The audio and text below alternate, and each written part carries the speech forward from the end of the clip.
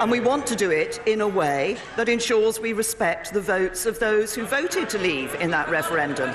That means ending free movement. It means getting a fairer deal for farmers and fishermen. It means opening up new opportunities to trade with the rest of the world. And it means keeping good ties with our neighbours in Europe. Jeremy Corbyn. Mr. Speaker, my question was about the customs union. The Prime Minister seems to be in denial about that, just as much as she's in denial about the decision made by the House last night. I understand the Business Secretary told business leaders on a conference call last night, we can't have no deal for all the reasons you've set out. Can the Prime Minister now reassure the House, businesses and the country and confirm that is indeed the government's position, that we can't have no deal? I think that the point that the Business Secretary is making, and that he has made previously, is that if you don't want to have no deal, you have to ensure that you have a deal. Now, I will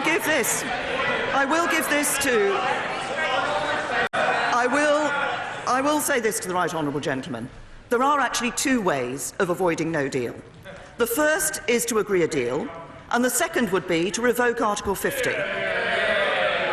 Now, that would mean staying in the European Union, failing to respect the result of the referendum, and that is something that this government will not do. Jeremy Corbyn. The Prime Minister hasn't answered on a customs union, hasn't answered on no deal, and continues to spend £4.2 billion of public money on a no deal scenario. Can't she understand? Yesterday the House rejected her deal. She needs to come up with something different than that. But, Mr. Speaker, it's not just on Brexit that this government is failing. 4 million working people are living in poverty, 500,000 more children in poverty compared to 2010. The Rowntree Foundation confirms in-work poverty was rising faster than the overall employment rate. With poverty rising, can the Prime Minister tell us when we can expect it to fall for the time she remains in office? Can I tell the Right Honourable Gentleman what is happening? We now see 1 million fewer people in absolute poverty. That is a record low. We see 300,000 fewer children in absolute poverty. That is a record low. We see a record low in the number of children living in workerless households, and income inequality lower than at any point under the last Labour government. That's Conservatives delivering for the people of this country. What would we see from the Labour Party? £1,000 billion more in borrowing and taxes, the equivalent of £35,000 for every household in this country. That's Labour failing to deliver for working people, because working people always pay the price of the Labour Party. Jeremy Corbyn. In denial on a customs union, in denial on no deal, in denial on the amount of money being spent preparing for no deal, in denial on last night's result. And even the UN rapporteur on poverty says the government is... Well, Mr. Speaker, it's very telling indeed, that as soon as I mention the report of the UN rapporteur who said the government was in a state of denial about poverty in Britain, Tory MPs start jeering. Tell that to people queuing up at food banks. The government too, Mr. Speaker, has failed on children's education. Can the Prime Minister tell us what is her greatest failure? Is it that education funding has been cut by £7 billion, per pupil funding fallen by 8%, sixth form funding cut by a fifth, or that the adult skills budget has been slashed by 45%? Which is it, Prime Minister? Hundreds of free schools, a reformed curriculum, 1.9 million more children in good or outstanding schools, narrowing the attainment gap for disadvantaged children. This is a government that is delivering the education that our children need for their future. But I say to the Right Honourable Gentleman, he talks about being in denial. The only person in denial in this chamber is him, because he has consistently failed to set out what his policy on Brexit is. I said to him last week, I said to him last week that he might do with a lip reader. I think when it comes to his Brexit policy, the rest of us need a mind reader. Jeremy Corbyn. Mr. Speaker, the Prime Minister is very well aware that we want there to be a customs union with the EU. She seems to be in denial about that. But one of the problems she has on her denial is the flagrant disregard for facts and statistics, and the Statistics Authority has written to the Department of Education 4 times to express their concern about the use of dodgy figures by her ministers. When police officers told the then Home Secretary not to make more cuts to police, that Home Secretary accused them of crying wolf. With 21,000 fewer police officers and rising crime across the country, does the Prime Minister accept that the then Home Secretary got it wrong? I say to the right honourable gentleman, of course, as we look at what is happening, particularly at what is happening on knife crime and serious violence, we recognise the need to take action. That's why we've introduced the Offensive Weapons Bill, and it's why my right honourable friend, the Home Secretary, has introduced the Serious Violence Strategy. We are also making nearly £1 billion more available to police forces over the next year. But I also say to the right honourable gentleman, yet again in all of these questions about public services, he only ever talks about the money that's going in. What matters with the police is the powers that we give them as well. And what was it when we came to the issue of knife crime? When we came to the issue of taking more action at criminals who are involved in knife crime, when we said that if somebody was caught on the streets for a second time for a knife crime, they should be sent to prison, what did the right honourable gentleman do? He voted against. He doesn't support our police. He doesn't support our security. Jeremy Corbyn. Increased the number of police on our streets. It was a Labour government that brought in safer neighbourhoods. It was a Labour government that properly funded the police force. It's the Tories that have cut it. Ask anyone on any street around this country, do they feel safer now than they did 8 years ago? I think we all know what the answer would be. It was that Home Secretary that not only attacked the police with that, but also created the hostile environment and the Windrush scandal. She promised to tackle burning injustices. She's made them worse, as Windrush showed. More homelessness, more children in poverty, more older people without care, longer waits at A&E, fewer nurses, rising crime, less safe streets, cuts to children's education. This government has failed our country. It cannot govern, cannot command the support of most people facing the most important issue at the moment, which is Brexit. They failed again and lost the vote last night. Isn't it the case, Mr. Speaker, that with every other previous Prime Minister faced with the scale of defeat last night, they would have resigned and the country would be able to choose the government that they want? The right honourable gentleman in that peroration talked about the importance of the issue of Brexit that is facing this country. Later today we're going to have the no confidence debate. He has been calling for weeks for a general election in this country, and yet on Sunday, when he was asked in a general election would he campaign to leave the European Union, he refused to answer. Not once, not twice, not 3 times, but 5 times he refused to answer. So on what he himself describes as the key issue facing this country, he has no answer. The leader of the opposition has let anti-Semitism run riot in his party. He would abandon our allies, weaken our security and wreck our economy, and we will never let that happen.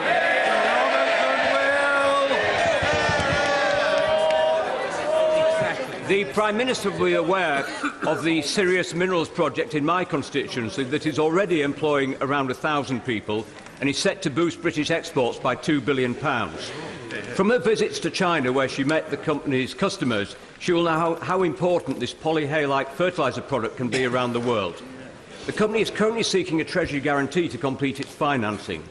Does the Prime Minister agree with me that this is precisely the sort of project the Government should be supporting to show our commitment to the Northern Powerhouse and the industrial strategy? Can I say to my right honourable friend, I'd like to thank him for raising this issue, because I was particularly pleased to meet the CEO of Sirius during my trip to China and talk to them about the work that they're doing. And it is, as he says, exactly projects like this that drive investment and exports in the north that are what the Northern Powerhouse is all about. Now, in relation to the particular discussions my right honourable friend mentioned, I'm sure he'll understand these are commercially sensitive, so it would be inappropriate for me to comment on the specific discussions. But this, as I say, is exactly the sort of project that is what the Northern Powerhouse is all about, in driving investment, driving exports, good for the north. Ian Blackford. Thank you, Mr. Speaker. Can I associate myself with the remarks of the Prime Minister and the atrocity in Kenya, and of course our solidarity with the people there. Mr. Speaker, yesterday the Attorney General said that any new deal would be much the same as the one already on the table. We know that the European Union won't renegotiate. If the Prime Minister survives today to bring forward her Plan B, will she concede that Plan B will basically be a redressing of Plan A?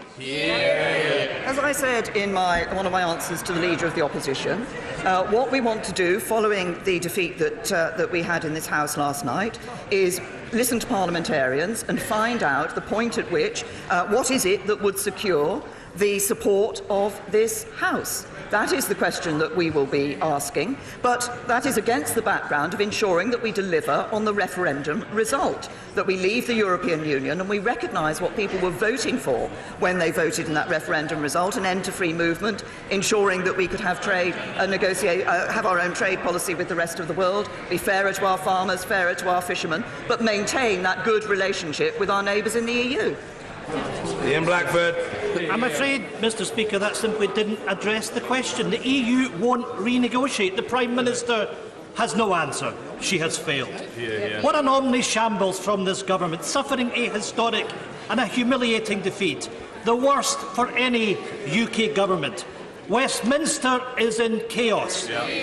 But in Scotland, we stand united. Mr. Speaker, Scotland voted overwhelmingly to remain, and we will not allow our country to be dragged out of the European Union or brought down by this Tory government. The Prime Minister knew that this deal was dead since Chequers. She knew it was dead when she moved the meaningful vote, and she knows, as we all know, last night was the last straw. The Prime Minister must now seek the confidence of the people, not simply the confidence of this House. The only way forward is to extend Article 50 and ask the people of Scotland and of the United Kingdom whether they want the Prime Minister's deal or whether they want to remain in the European Union. Mr. Speaker, the Prime Minister now must legislate for a people's vote. I say to the right honourable gentleman, as he knows, and as I have said before, this House legislated for a people's vote. It legislated for a people's vote that was held in 2016, and that vote determined that the United Kingdom should leave the European Union. He talks about our country. Our country is the whole of the United Kingdom.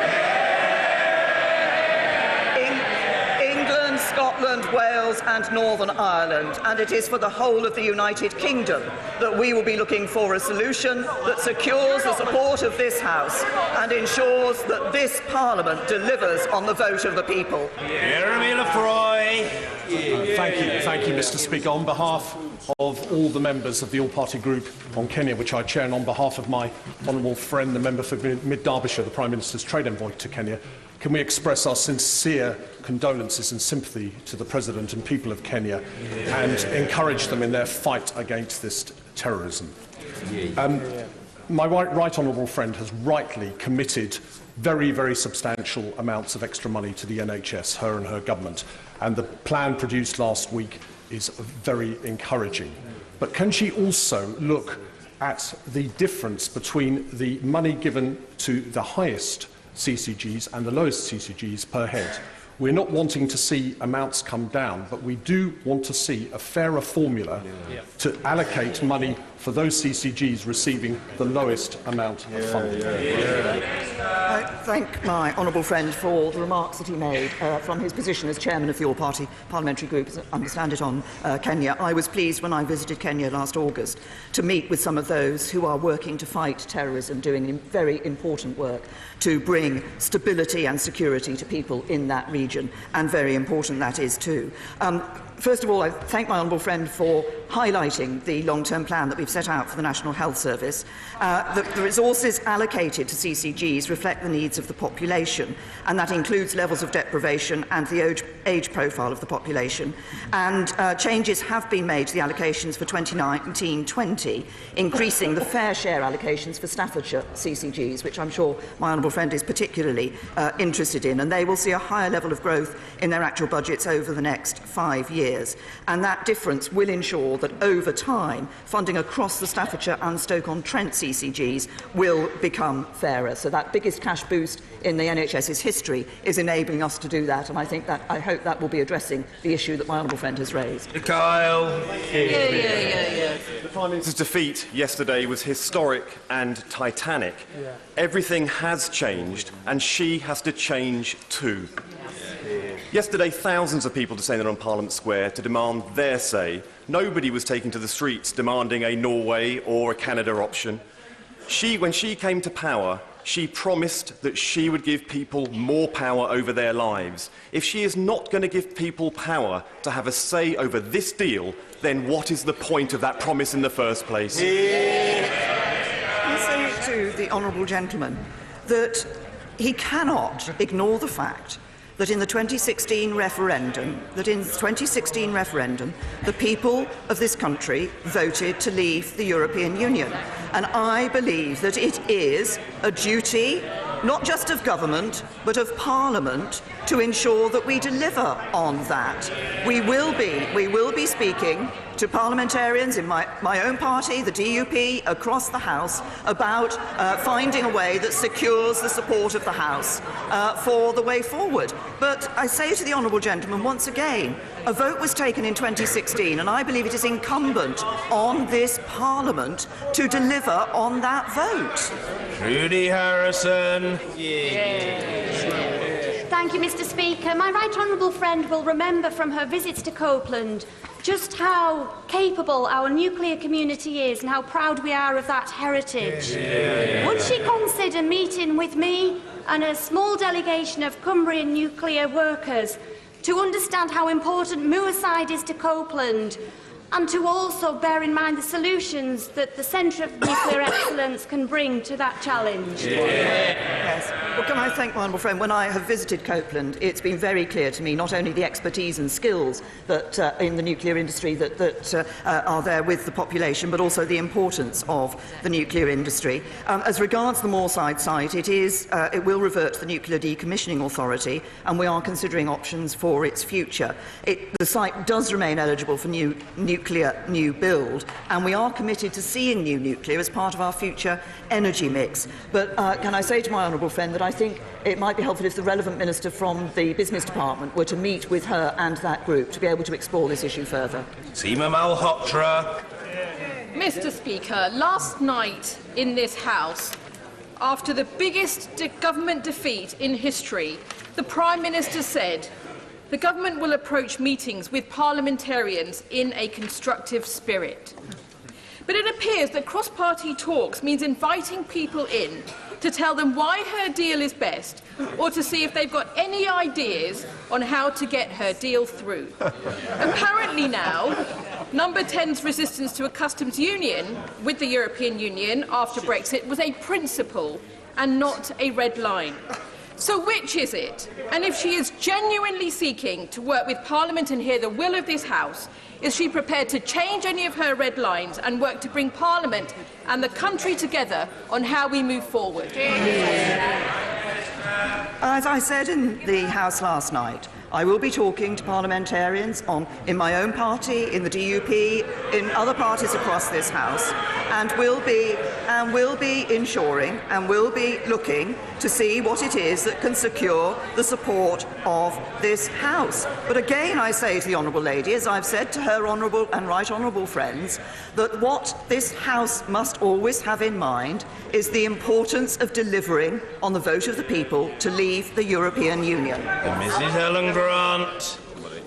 Does the Prime Minister agree with me that if we fail to deliver on Brexit, the public perception of politicians in this country will be at an all-time low?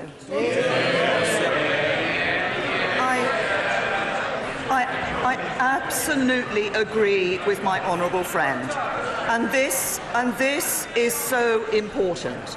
I believe that if we fail to deliver on what the British people instructed us to do in the vote of the referendum, that the views of the British people, of this House, of Parliament and of politicians will be at an all-time low, because they will have lost faith in politicians across the whole of this Parliament. We need to deliver Brexit for the British people. Dr. Roberta Blackman-Woods. Mr. Speaker, the Prime Minister may have created a Brexit crisis, but other crises are unfolding too. Chronic health conditions and obesity in the North East are the highest of any English region, and people in Durham over 65 can only expect 8 years of healthy living compared to 14 in Windsor and Maidenhead. So why on earth is the Prime Minister planning to cut Durham's public health budget by a massive 40% that will not only worsen health outcomes of my constituents, it will ultimately cost the NHS more and further widen health inequalities? Well, I say to the Honourable Lady, of course, in terms of public health funding, that will be looked at in the spending review. But if she assumes that the only action that is taken in relation to obesity and other conditions in terms of prevention is through public health, that is not the case. If she looks at the NHS long-term plan that has been announced and looks funded, of course, by the biggest cash boost in the NHS's history given by this government, what she will see is an emphasis on prevention and an emphasis on ensuring that people are able to lead healthier, independent lives for longer. Mr. Kenneth Clarke. Mr. Speaker, I sat through many hours on every day but one of the recent debate, and I did listen very carefully to the extraordinary range of views that was expressed on all sides throughout it.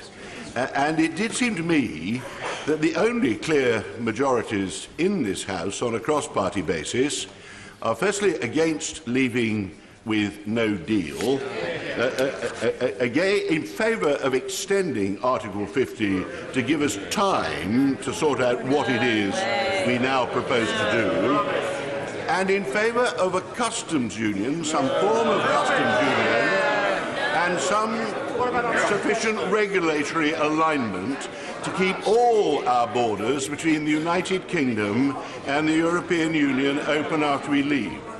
Will the Prime Minister not, just as I have had to accept that the majority in this House is committed to the UK leaving the European Union, that she must accept that she must now modify her red lines, which she created for herself at Lancaster House, and find a cross-party majority which will be along the lines that I have indicated?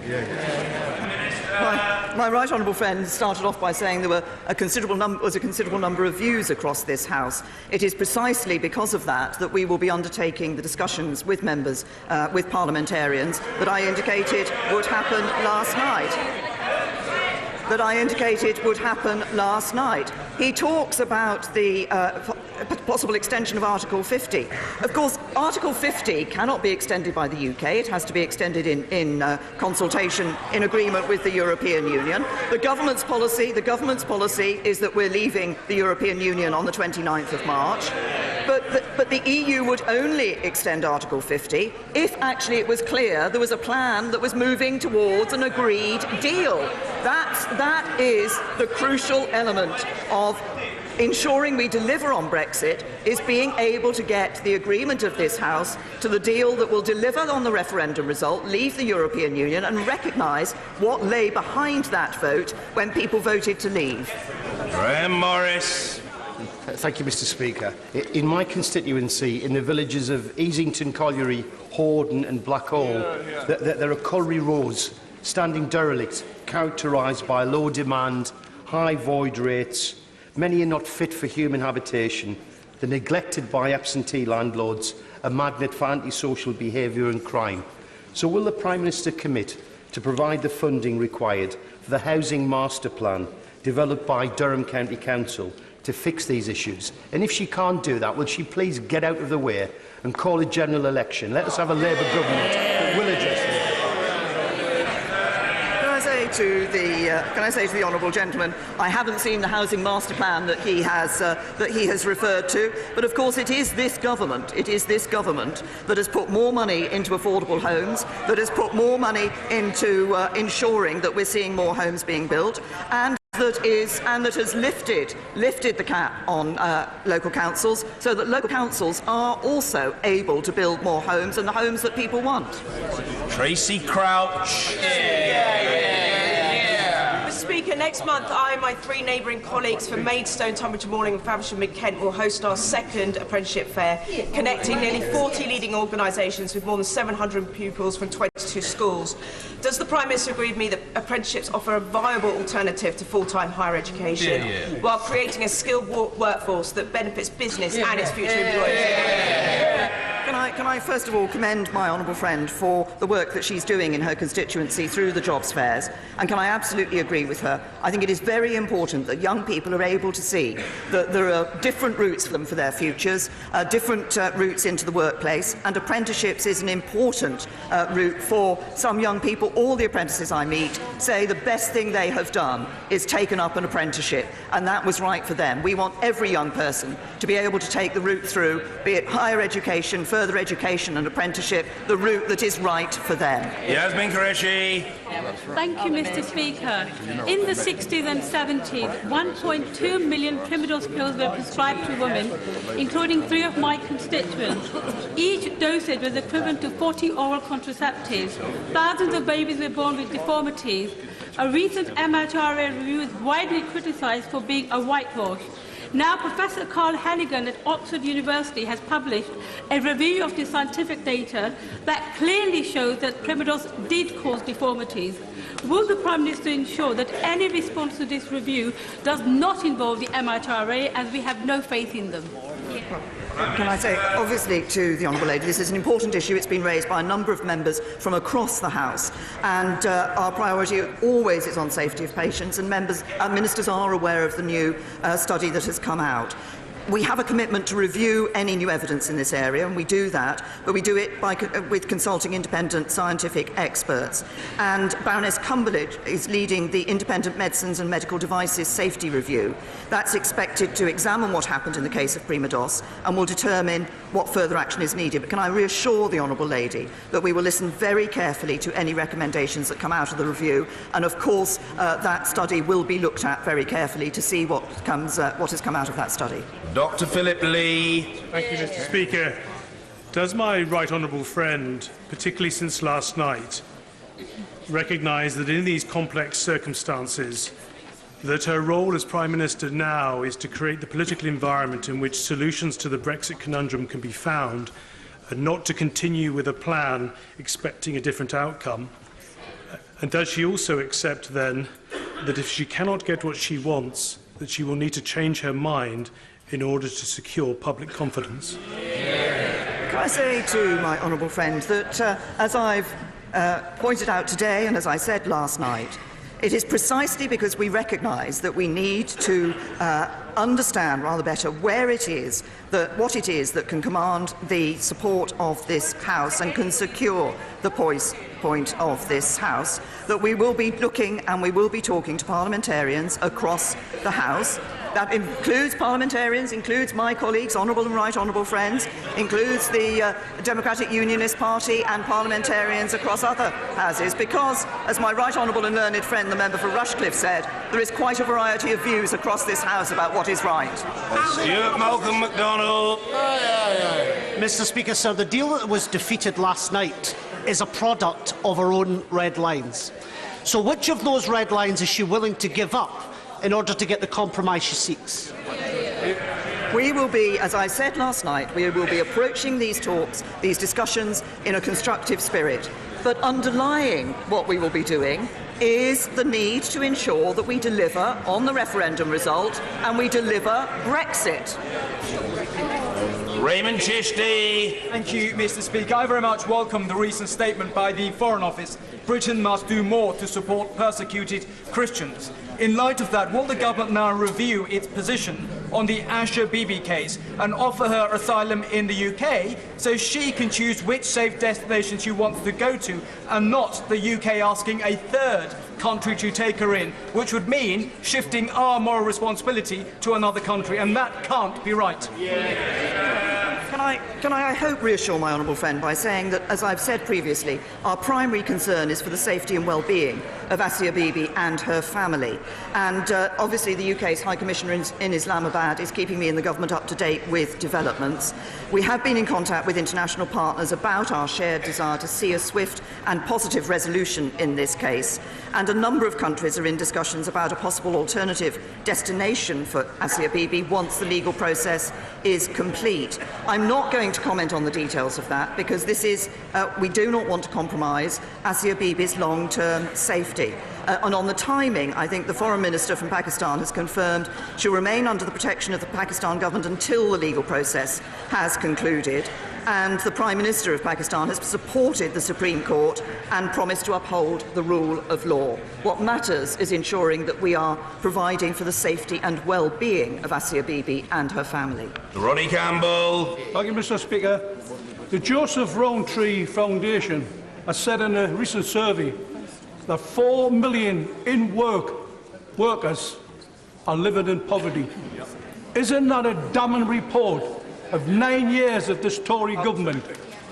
And will she stop being so hard and fast and call a general election? I say to the honourable gentleman, I referred earlier to the figures of people in absolute poverty, which are at a record low under this government.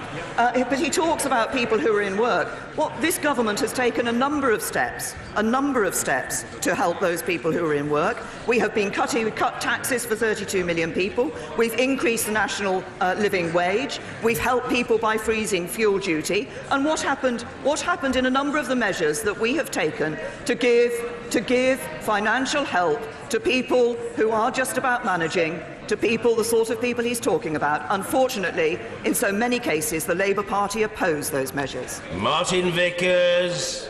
Mr. Speaker, in an article I posted on my website in November, I concluded by saying, hopefully we will eventually come to a position that both sides who support the agreement and those like me who oppose it can coalesce. I believe this could happen over coming weeks, though there may be more drama before we reach that point. Mr. Speaker, I think we've all had our fair share of drama, but would my right honourable friend agree with me that it's not both sides, meaning Remain and Leave, who must coalesce around an agreement, it is the European Union? And can I urge her to continue negotiations with Europe in the hope of them showing some flexibility? Well, Can I thank my honourable friend for pointing out what is a very obvious point, but actually has not been raised by those who've been talking about the sort of discussions we will have across this Parliament, which is, I want to see what will secure the support of the House, but of course we do have to ensure that that can secure the support of the European Union, because this is a treaty and agreement between two parties. And as I said last night, once we have those ideas from the House, I will of course take those to the European Union. David Crosby. In March 2010, Greater Manchester Police had 8,148 police officers and the Chief Constable wanted 10,000. By June 2018, we had 6,199, and the numbers are still going down. Incidents of crime are rising right across Bolton. And is it any wonder, and more importantly, Mr Speaker, is it acceptable that the police are failing to attend violent attacks and systematic drug-dealing locations? I say to the honourable gentleman, as I indicated earlier, we have, as a government, made more money available to police forces. Next year, nearly £1 billion extra will be available to police forces.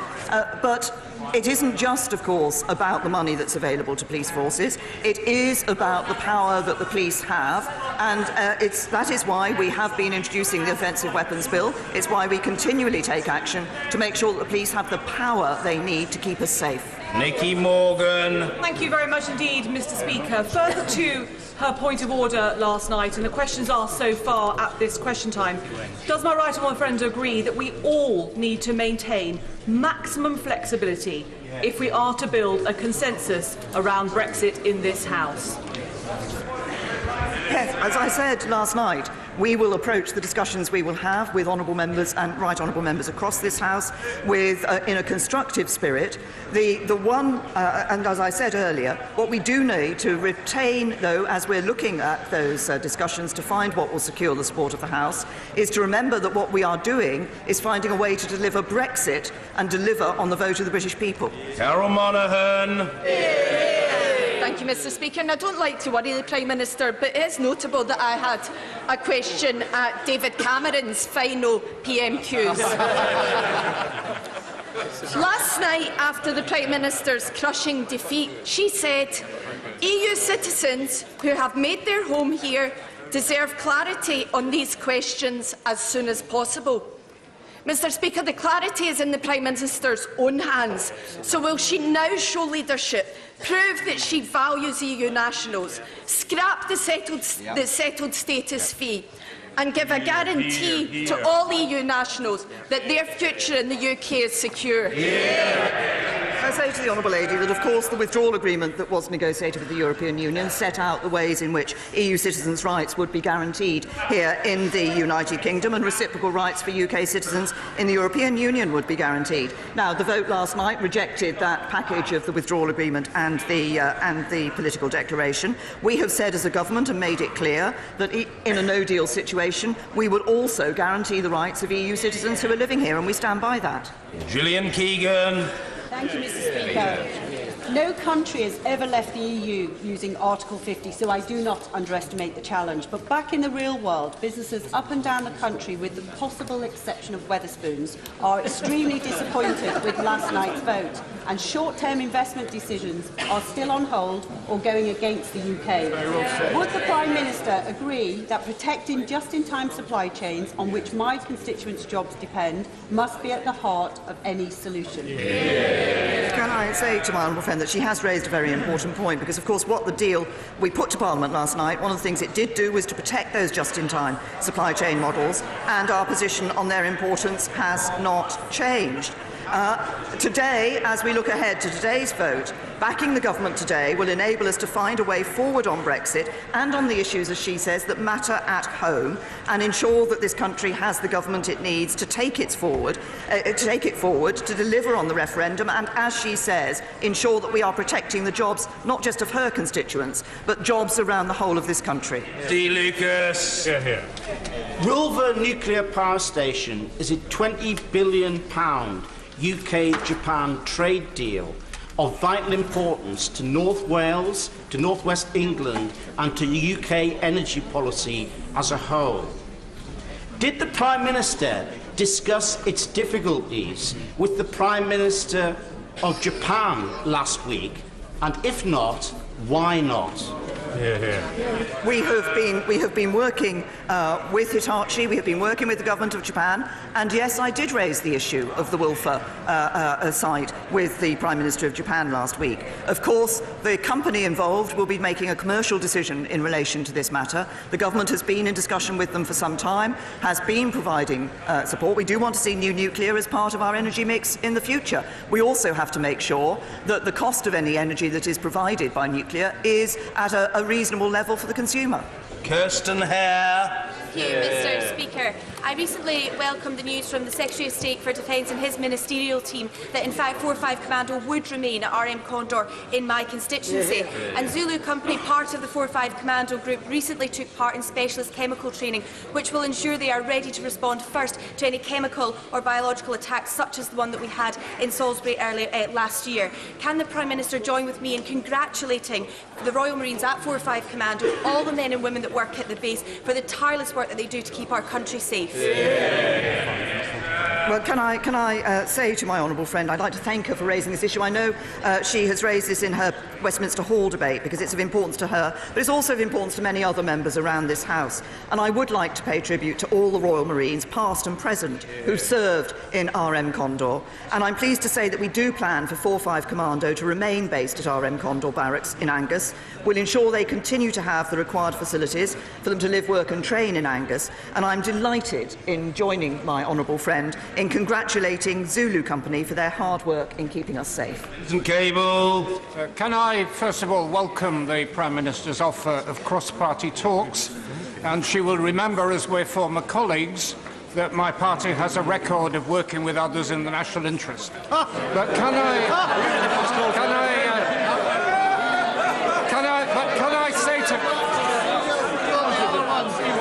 say to her that she shouldn't even bother lifting the telephone to opposition parties unless she's willing to rule out categorically a no deal Brexit, and unless she's willing to enter into a constructive conversation about a people's vote. Can I say to the right honourable gentleman, as I said earlier, of course, there are two ways of avoiding a no deal. One is to have a deal and one is to stay in the European Union. We will not be staying in the European Union, but I look forward to having, I'm happy to have constructive discussions with party leaders who want to put the national interest first. Sadly, from everything I've heard, not every party leader wants to do that.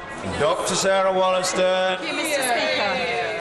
Driving off a cliff never ends well, particularly if it results in a crash and burn Brexit with no deal in just 72 days' time. But there's another way that we can avoid this, and that is to be realistic in extending Article 50 to allow us to put a realistic negotiated Brexit direct to the British people, to ask if it has their consent, but also to include an option to remain with the excellent deal we already have. I say to my honourable friend, as she will not be surprised to hear, because I've said it in Prime Minister's questions today, I believe we should deliver on the vote of the referendum in 2016, that we should be delivering Brexit. As I've indicated earlier to her, she and others have talked about extending Article 50. The European Union would only extend Article 50 in the circumstances in which it was going to be possible to come to an agreement on a deal. The talks that we will be having, the discussions I'll be having with parliamentarians across this House will be aimed at ensuring that we can find a way to secure a deal that will get the support of this House.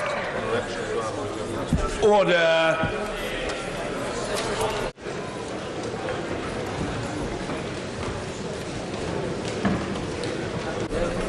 Point of order, Hugh Merriman.